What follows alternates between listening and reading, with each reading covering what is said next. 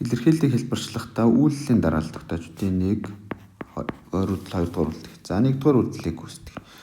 За x дээр нэмэх нь 5x хуваах нь x квадратаас хасах нь 9x нэмэх нь 14-ийг үржигдэх нь x-ээс хасах нь 2-ыг хуваах нь x гэж.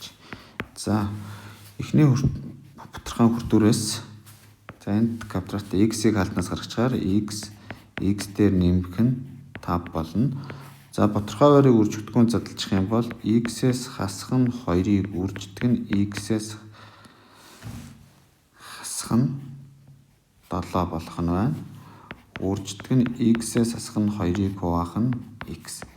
За энэ дээрээс одоо бутархайг хураачих юм бол биднэрт юу болох вэ гэхээр энэ x-үүд нь хураагдана. X-ээс хасах нь 2 хураагдчихаар энд x дээр нэмэх нь 5-ыг хуваах нь x-ээс хасах нь 7 болно гэсэн.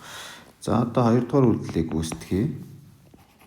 X дээр нэмэх нь 5-ыг хуваах нь x-ээс хасах нь 7, нэмэх нь x-ийг хуваах нь 7-оос хасах нь x.